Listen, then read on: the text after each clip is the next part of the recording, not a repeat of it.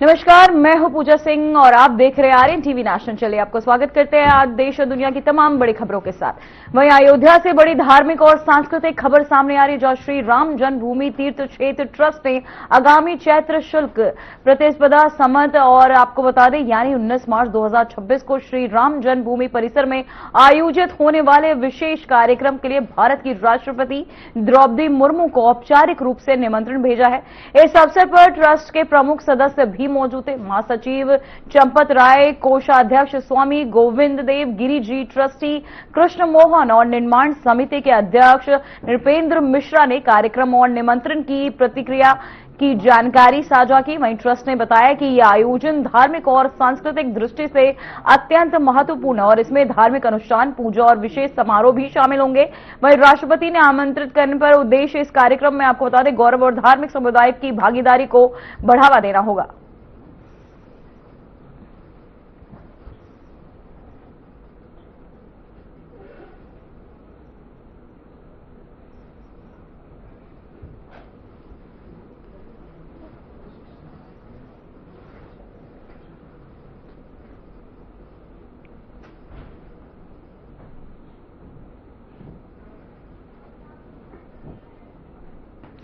तो वहीं पूर्वोत्तर भारत के राज्यों के लिए आज का दिन खास रहा। प्रधानमंत्री नरेंद्र मोदी ने त्रिपुरा और मेघालय के मुख्यमंत्रियों तथा मणिपुर के राज्यपाल को उनके राज्य स्थापना दिवस के मौके पर पत्र लिखा। वहीं प्रधानमंत्री नरेंद्र मोदी ने पत्रों में राज्यों की उपलब्धियों सराही और कहा कि सरकार लगातार पूर्वोत्तर समावेशी सतत विकास पर ध्यान केंद्रित करे। उन्होंने कहा कि इस क्षेत्र का भौगोलिक, सांस्कृतिक और सामाजिक विविधता भारत के विकास के लिए अनमोल योगदान देती है।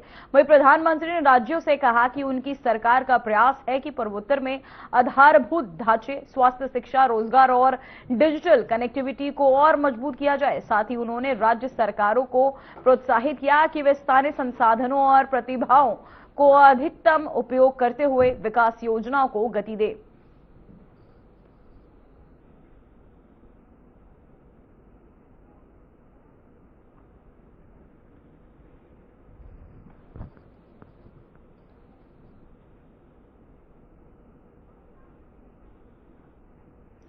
तो वहीं अमेरिका से बड़ी खबर सामने आ रही है। अमेरिकी राष्ट्रपति डोनाल्ड ट्रंप ने अपने कार्यकाल का दूसरा साल आज शुरू किया और इस मौके पर देश भर में सक्रिय विरोध प्रदर्शन देखने को मिल रहे हैं।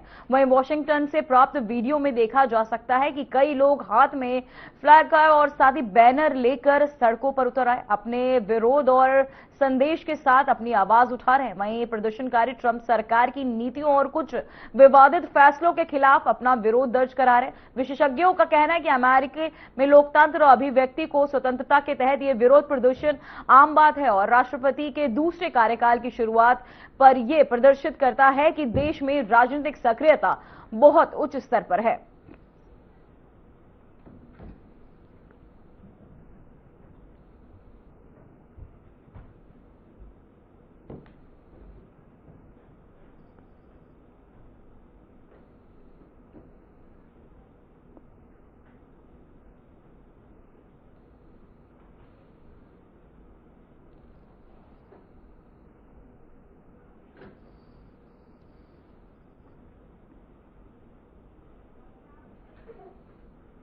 तो वहीं दिल्ली में लोकतंत्र और चुनाव प्रबंधन को लेकर एक महत्वपूर्ण अंतर्राष्ट्रीय आयोजन संपन्न हुआ।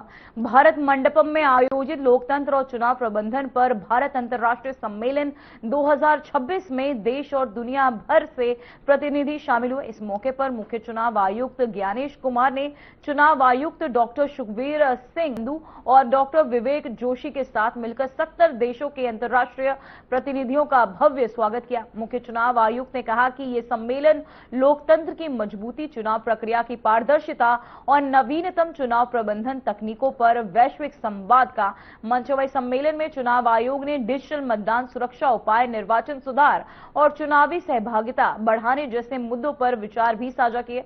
मुख्य चुनाव आयुक्त ने कहा कि भारत के चुनाव मॉडल को दुनिया के कई देशों ने सराहा और इसे सम्मेलन का उद्देश्य वैश्विक अनुभवों का आदान प्रदान करना है। तो वहीं आपको बताते चले, भारत में अंतर्राष्ट्रीय चुनाव सम्मेलन जहां 70 देशों के प्रतिनिधियों का स्वागत किया गया। मुख्य चुनाव आयुक्त ने उनका स्वागत किया, जहां लोकतंत्र और चुनाव प्रबंधन पर वैश्विक संवाद भी देखा गया।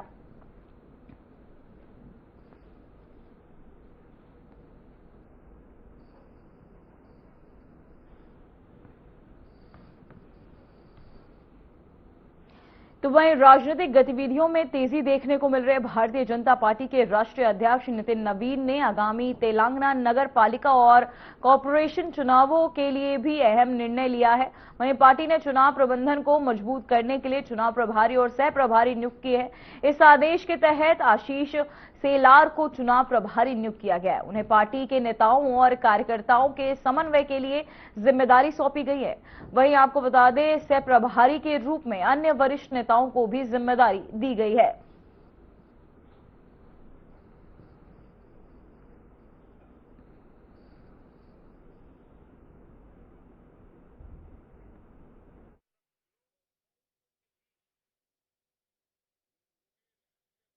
तेलंगाना में नगर और साथ ही इस दौरान आपको बताते चले ताकि चुनावी रणनीति को सुचारू रूप से लागू किया जा सके और पार्टी संगठन मजबूत रहे। बीजेपी का कहना है कि तेलंगाना में नगर पालिका और कॉरपोरेशन चुनावों को ध्यान में रखते हुए यह नियुक्ति रणनीतिक दृष्टि से महत्वपूर्ण है। पार्टी नेतृत्व में कार्यकर्ताओं से अपील की गई कि वे पार्टी की नीतियों और निर्देशों के अनुसार पूरी सक्रियता के साथ चुनावी तैयारियों में सहयोग करें।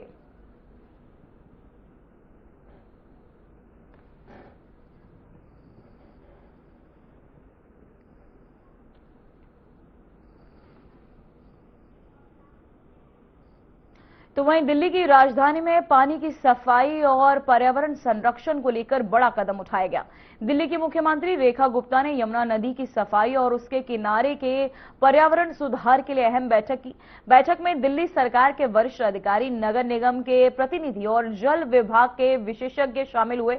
मुख्यमंत्री रेखा गुप्ता ने बैठक में नदी की सफाई के लिए समयबद्ध योजनाओं और कार्यों की समीक्षा की। उन्होंने कहा कि यमुना न केवल हमारी राजधानी की जीवन धारा है, बल्कि पर्यावरण और जनता के स्वास्थ्य के लिए भी अत्यंत महत्वपूर्ण है। बैठक में विभिन्न प्रदूषण नियंत्रण उपायों, अपशिष्ट प्रबंधन, औद्योगिक जल निकासी के मुद्दों पर भी चर्चा की गई। साथ ही आपको बता दें, मुख्यमंत्री ने अधिकारियों को निर्देश दिए कि यमुना की सफाई के लिए हर संभव तकनीकी और प्रशासनिक कदम उठाए जाए और जनता के सहयोग से इसे सफल बनाया जाए। वहीं इसके साथ ही उन्होंने जनता से भी अपील की कि वे नदी की सफाई में भागीदारी करें और प्रदूषण कम करने में सहयोग करें।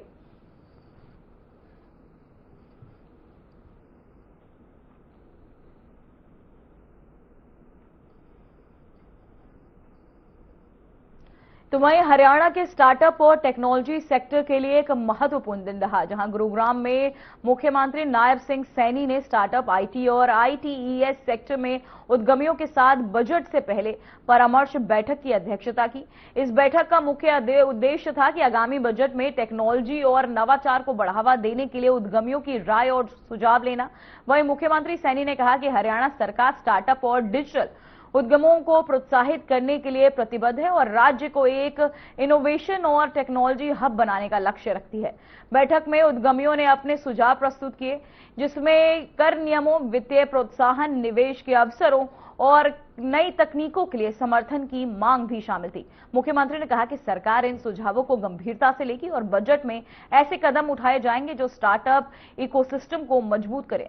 साथ ही नायब सिंह सैनी ने कहा कि हरियाणा में आईटी और आईटीईएस सेक्टर को बढ़ावा देना रोजगार सृजन और आर्थिक विकास के लिए अत्यंत जरूरी है। उन्होंने अधिकारियों को निर्देश दिए कि उद्यमियों के अनुभव और सुझावों को नीति निर्माण में प्राथमिकता दी जाए।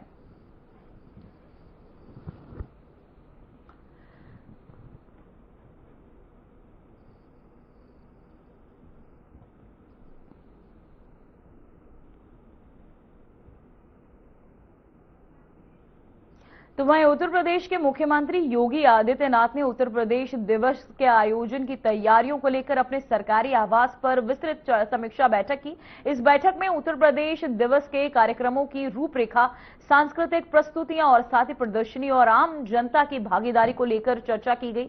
मुख्यमंत्री ने अधिकारियों को निर्देश दिए कि प्रदेश की संस्कृति, परंपरा और विकास यात्रा को प्रभावी ढंग से प्रस्तुत किया जाए।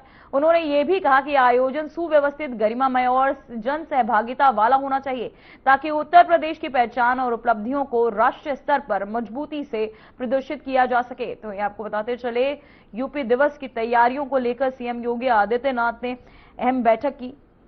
इस बैठक के दौरान कई अहम मुद्दों पर चर्चाएं की गई। तो वहीं आपको बताते चले, यूपी दिवस को लेकर यह अहम बैठक, जहां तमाम तैयारियों की समीक्षा भी इस बैठक के दौरान सीएम योगी आदित्यनाथ करते नजर आए। अधिकारियों को सख्त निर्देश भी दिए गए। इसी खबर पर तमाम जानकारी के साथ हमारे संवाददाता अमन प्रधान जुड़ चुके हैं। अमन, मैं सबसे पहले जानना चाहूंगी, मुख्यमंत्री योगी आदित्यनाथ ने यूपी दिवस की तैयारियों को लेकर किन बिंदुओं पर ज्यादा जोर दिया है? देखिए पूजा, जिस तरीके से बात की जाए, उत्तर प्रदेश का जो उत्तर प्रदेश दिवस है 14 जुलाई से 26 जुलाई तक मनाया जाएगा, जिसमें पूरे प्रदेश लेवल से लेकर पूरे जहां जहां उत्तर प्रदेश के राजभवन है और जहां जहां दूतावास है, वहाँ हर जगह एक उत्सव के रूप में, सांस्कृतिक धरोहर के रूप में और तमाम वैश्विक मंच के रूप में इस पूरे जो कार्यक्रम है उसको मनाया जाएगा। जिस तरीके से बात की जाए, उत्तर प्रदेश जिस तरीके से विकसित यूपी और विकसित भारत का जो नारा था केंद्र सरकार का और उत्तर प्रदेश सरकार का, वो एक अहम एजेंडा रहने वाला है। और जिस तरीके से बात की जाए, भारतीय नाट्य अकेडमी की ओर से तमाम प्रस्तुतियां दी जाएंगी। और हालांकि जिस तरीके से उत्तर प्रदेश के जो तमाम मंत्री हैं, सभी की ये ड्यूटी सुनिश्चित की जाएगी कि वो जिस तरीके से सभी जो दूतावास हैं, जो राजभवन है, वहां जा जाके उत्तर प्रदेश की योजनाओं को, और जिस तरीके से मंथन चल रहा है उत्तर प्रदेश में विकास योजनाओं का, जिस तरीके से विकसित यूपी विकसित भारत की जो थीम है, वो युवाओं को प्रेरित करने के लिए लगातार प्रयास किया जा रहा है। और जिस तरीके से यूपी का जो यूपी दिवस है, 150 वर्ष पूरे हो रहे हैं यूपी को, इसीलिए एक बड़ा और भव्य कार्यक्रम किया जा रहा है, जिसमें एक बड़ी बैठक मुख्यमंत्री द्वारा की गई, जिसमें अपर मुख्य सचिव समेत मुख्य सचिव और तमाम प्रमुख सचिव गृह, ये सभी IAS अधिकारी मौजूद रहे। साथ ही साथ सभी लोगों ने अपने अपने जो विचार थे वो मुख्यमंत्री के सामने रखे और कहीं ना कहीं एक सांस्कृतिक विरासत और विकास यात्रा की एक जो बड़ी पराकाष्ठा है, उसको लेकर के उत्तर प्रदेश के जो सीएम है, उन्होंने एक बड़ी बैठक की है। और बैठक में ये तैयारियों को लेकर के सख्त और साफ निर्देश दिए हैं कि किसी भी तरीके की कोई कोताही या किसी तरीके की कोई भी कमी नहीं जानी पाए, कि हर चीज को सुनिश्चित किया जाए कि हर चीज जो एक उत्सव के रूप में नहीं केवल, बल्कि ये एक सांस्कृतिक विरासत और विकास यात्रा के रूप में पूरे जो 3 दिवसीय का जो कार्यक्रम रहने वाला है, इसके लिए एक बड़ा जो मंच है उसकी तैयारी जो सभी IAS अधिकारी और सभी मंत्री और सभी जितने भी जिलेवार मंत्री हैं, सबकी ड्यूटी भी सुनिश्चित की है। जी आमन, सांस्कृतिक प्रस्तुतियों और प्रदर्शनी को लेकर मुख्यमंत्री ने अधिकारियों को क्या खासा निर्देश दिए हैं? देखिए, संगीत नाट्य अकेडमी, भारतेंदु नाट्य अकेडमी सब बड़ी अकेडमी है, जिनसे मुख्यमंत्री द्वारा ये साफ निर्देश दिए गए हैं कि वंदे मातरम से जो रचना है उसके भी 150 वर्ष पूरे हो रहे हैं। तो कहीं ना कहीं इन सभी को लेकर के जो एक उत्तर प्रदेश की सांस्कृतिक विरासत है, उन सभी को बनाए रखने के लिए जो सभी जो अधिकारी हैं, मंत्री हैं, सभी लोगों को साफ निर्देश दिए गए हैं कि जो उत्तर प्रदेश की थीम है विकसित भारत और विकसित उत्तर प्रदेश, तो इसी थीम पर सभी जो युवा हैं उनको प्रेरित किया जाए। और कहीं ना कहीं विकसित भारत और विकसित उत्तर प्रदेश तभी हो सकता है जब युवाओं का साथ बराबर मिले। तो कहीं ना कहीं एक जो युवाओं को जोड़ने का एक सामंजस्य मुख्यमंत्री की पहले दिन की सरकार से जो एक प्रण था, वो कहीं ना कहीं लगातार युवाओं के साथ जोड़ता हुआ नजर आ रहा है। और जिस तरीके से जो तमाम प्रस्तुतियों की बात है, उन पर भी कहीं ना कहीं विशेष रूप से चर्चा हो रही है कि जो विशेष जो प्रस्तुतियां हैं वो सभी द्वारा दी जाए कि एक उत्तर प्रदेश किस तरीके से एक उत्तम प्रदेश बन के चल रहा है, इसका एक जो है मंचन भी सामने नजर आए। पूजा जी, अमन, आम जनता की भागीदारी सुनिश्चित करने के लिए सरकार इस बार क्या अलग करने जा रही है? देखिए, साफ तौर पर जिस तरीके से युवाओं की अगर बात की जाए या आम जनता की बात की जाए, तो लगातार मुख्यमंत्री का ये स्पष्ट निर्देश सभी को रहता है कि जिस तरीके से उत्तर प्रदेश के जो युवा हैं या उत्तर प्रदेश के जो जनमानस है, उनके लिए जो चीजें हैं वो सुनिश्चित की जाए, जिससे लगातार जो उनको किसी तरीके की, चाहे रोजगार की बात की जाए, चाहे किसी भी सेक्टर में बात की जाए, तो उनको किसी तरीके की कोई समस्या ना उत्पन्न हो। यानी कि आखिरी पंक्ति पे बैठे व्यक्ति को भी उतना ही लाभ मिले जो व्यक्ति पहली पंक्ति पर बैठा हुआ। तो कहीं ना कहीं सामंजस्य मुख्यमंत्री द्वारा जो सभी अधिकारियों के साथ बनाया गया, उसी का परिणाम है कि लगातार जिस तरीके से जो एक सामंजस्य से और एक बेहतर सरकार की ओर से लगातार मुख्यमंत्री की तरफ से निर्देश दिए जाते हैं, और सभी का पालन भी सभी अधिकारी लगातार करते हुए नजर आते हैं। जी अमन, यूपी दिवस के आयोजन में प्रदेश के विकास यात्रा और सरकारी योजनाओं की झलक भी दिखाई जाएगी क्या?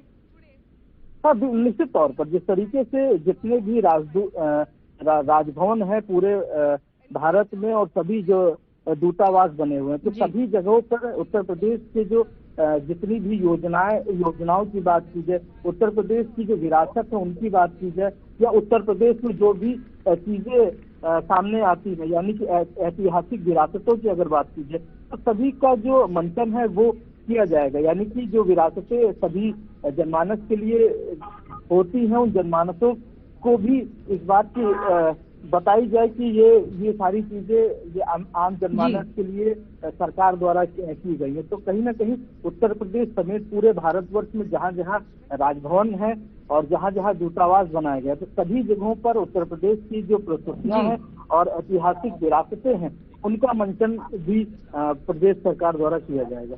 जी अमन, क्या यूपी दिवस को राष्ट्रीय स्तर पर प्रमोट करने के लिए भी कोई विशेष रणनीति बनाई गई इस बैठक के दौरान? देखिए, जो राष्ट्रीय प्रेरणा स्थल बनाया गया है, जो अभी हाल ही में जिसका प्रधानमंत्री मोदी ने जिसका उद्घाटन किया था, वहीं से ही पूरा कार्यक्रम सुनिश्चित किया जाएगा। यानी 24 तारीख से लेकर 26 जनवरी तक ये पूरा कार्यक्रम होगा, जो कि राष्ट्रीय प्रेरणा स्थल पर होगा। और जिसमें सरकार की योजनाओं की बात की जाए और अलग अलग जगहों पर जिस तरीके से अलग अलग जो कलाकार हैं वो अलग अलग जगह जा जाके उत्तर प्रदेश की जो विशेषताएं हैं वो जनता तक पहुंचाएंगे। तो कहीं ना कहीं सभी लोगों को ये साफ निर्देश दिए गए हैं कि उत्तर प्रदेश में जितनी भी योजनाएं चल रही हैं, सरकार की हो या फिर प्रदेश के ऐतिहासिक विरासतों की बात की जाए, तो सभी चीजों को बराबर सुनिश्चित किया गया है। और ये आखिरी अगर बात किया जाए तो आज 21 तारीख हो गई है, 24 तारीख से कार्यक्रम शुरू होना, यानी कि आज आखिरी बैठक का समय था और अब इम्प्लीमेंटेशन का वक्त बहुत नजदीक है। और जितना दिन करीब आएंगे कहीं ना कहीं उतनी चीजें इम्प्लीमेंट भी होती हुई नजर आएंगी। तो साफ तौर पर जो सरकार की चीजें हैं, सरकार की उपलब्धियां हैं, उनके लिए लगातार सरकार हो और चाहे अधिकारी हो, सभी लोग बराबर काम करते हुए नजर आ रहे हैं। जी अमन, आपका बहुत बहुत धन्यवाद इस खबर पर तमाम जानकारी के लिए। तो वही खबर बिहार के सारण से है, जहां समृद्ध यात्रा के दौरान उप मुख्यमंत्री सम्राट चौधरी ने कहा कि मुख्यमंत्री नीतीश कुमार और प्रधानमंत्री नरेंद्र मोदी, और साथ ही आपको बताते चले इस दौरान जहां समृद्धि यात्रा निकाली गई, साथ ही उन्होंने कहा कि नीतीश कुमार और प्रधानमंत्री नरेंद्र मोदी के नेतृत्व में गांव-गांव और घर-घर तक बिजली पहुंची, सड़कों का मजबूत नेटवर्क तैयार हुआ है। सम्राट चौधरी ने बताया कि क्षेत्रीय कनेक्टिविटी और विकास को बढ़ावा देने के लिए छपरा में बड़े एयरपोर्ट के विकास की भी योजना बनाई जा रही है।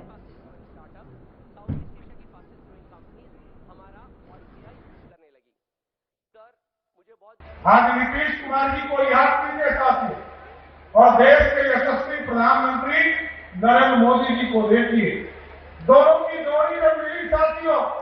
नीतीश जी ने कहा था कि हम गांव-गांव बिजली पहुंचाने का काम करेंगे, और जब कमिटमेंट के साथ आपके बीच में आए, आदरणीय प्रधानमंत्री जी ने कहा एक-एक गांव तक बिजली पहुंचाना है, फिर नीतीश जी ने कहा हम घर-घर बिजली पहुंचाएंगे।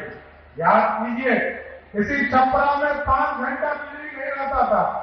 आज नीतीश कुमार जी ने ऐसी व्यवस्था किया है कि 28 से 24 घंटा इस पूरे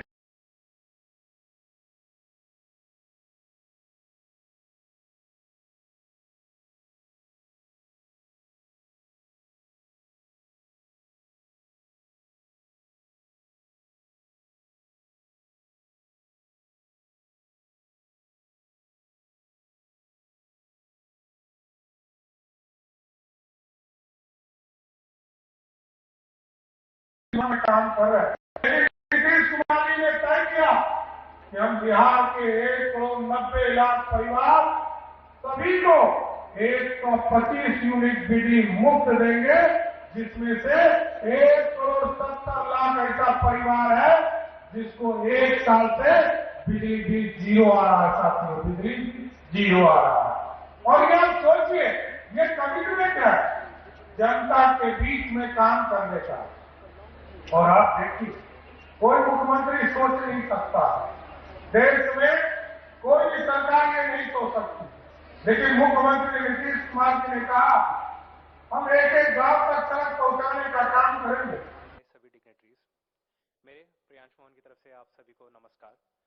आई am the co-founder and CEO of तो वहीं गणतंत्र दिवस की तैयारियों को अंतिम रूप देने के लिए भारतीय नौसेना के दस्ते दिल्ली में परेड स्थल पर रिहर्सल कर रहे हैं। नौसेना के जवान अपनी परेड और मार्चिंग की तकनीकी और सामूहिक तैयारियों में जुटे हैं। रिहर्सल में परेड के सभी हिस्सों का अभ्यास किया जा रहा है, जिसमें मार्चिंग, झंडा उठाना और युद्ध कौशल का प्रदर्शन शामिल है। वहीं अधिकारियों ने बताया कि गणतंत्र दिवस परेड में नौसेना की प्रस्तुति देशभक्ति, साहस और शौर्य का संदेश देने के साथ ही और आम जनता और विदेशी मेहमानों के लिए आकर्षण का केंद्र होगी। परेड की सफलता सुनिश्चित करने के लिए सुरक्षा और समयबद्धता का भी विशेष ध्यान दिया जा रहा है।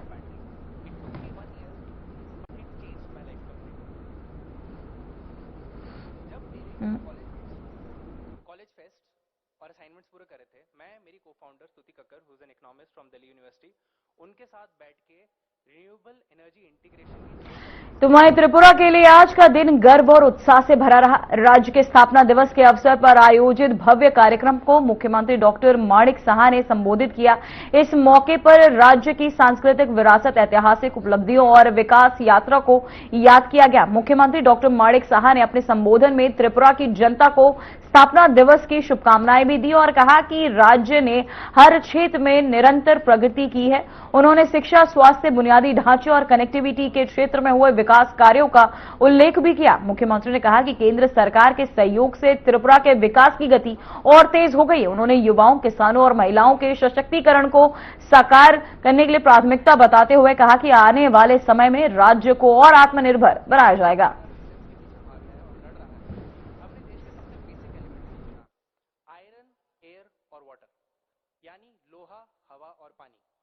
ये टेक्नोलॉजी असल में एक रिवर्सिबल रस्ट रिएक्शन पे काम करती है। तो वहीं आपको बताते चले, मुख्यमंत्री डॉक्टर माणिक साहा का संबोधन जहां जनता को दी स्थापना दिवस की उन्होंने शुभकामनाएं।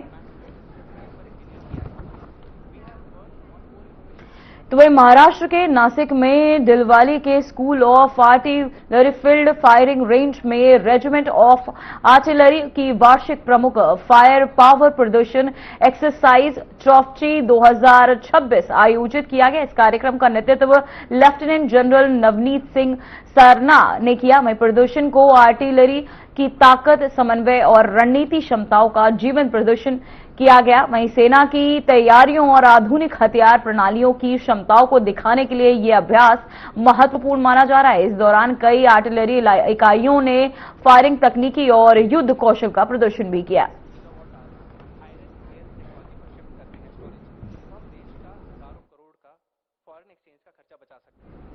तो वहीं राष्ट्रीय राजधानी दिल्ली में मौसम ने लोगों के लिए ठंड और बारिश के रूप में दोहरी चुनौती पेश की है। शीतलहर की तेज लहरों के कारण लोगों को ठंड से राहत पाने के लिए रैन बसेरों और आश्रयों के शरण लेनी पड़ रही। दिल्ली मेट्रोपॉलिटन और डिपार्टमेंट के अनुसार राजधानी में तापमान पिछले कुछ दिनों से गिरा हुआ है और शीतलहर के कारण सुबह और रात के समय बेहद ठंड महसूस की जा रही है। इसके साथ ही हल्की तेज बारिश ने हालात और मुश्किल बना दिए। वहीं स्थानीय प्रशासन ने रैन बसेरों, शेल्टर होम और अन्य अस्थायी ठिकानों में पर्याप्त इंतजाम किए ताकि सर्दी और बारिश से प्रभावित लोग सुरक्षित रह सके। वहीं सामाजिक संगठनों और नगर निगम ने भी राहत शिविरों में आवश्यक सामग्री जैसे कंबल, गर्म कपड़े और भोजन की व्यवस्था सुनिश्चित की। लोगों का कहना है कि शीतलहर और बारिश ने जीवन की सामान्य दिनचर्या प्रभावित कर दी, लेकिन रैन बसेरों में सुविधाएं मिलने से राहत मिली। प्रशासन ने नागरिकों से अपील की है कि वे घर से बाहर निकलते समय सावधानी बरतें और बच्चों और बुजुर्गों की सुरक्षा का विशेष ध्यान रखें। तो वहीं राष्ट्रीय राजधानी क्षेत्र यानी एनसीआर में वायु गुणवत्ता सुधार को लेकर बड़ी खबर सामने आई। Commission for air quality management ने एनसीआर के लिए लागू ग्रेट रिस्पांस एक्शन प्लान के स्टेज 4 को हटा दिया है। हालांकि CAQM ने स्पष्ट किया है कि वायु प्रदूषण को नियंत्रण करने के लिए स्टेज 1, 2 और 3 के तहत उठाए गए कदम अब भी लागू रहेंगे। इसका मतलब है कि वाहन प्रतिबंध, निर्माण कार्यों की निगरानी और औद्योगिक गतिविधियों पर नियंत्रण जैसे उपाय जारी रहेंगे ताकि वायु गुणवत्ता को स्थिर रखा जा सके। विशेषज्ञों का कहना है कि ये फैसला इस बात का संकेत देता है कि प्रदूषण स्तर में कुछ सुधार देखा गया है, लेकिन गंभीर स्तर तक पहुंचने से रोकने के लिए जरूरी सावधानियों को अब भी बनाए रखा गया है।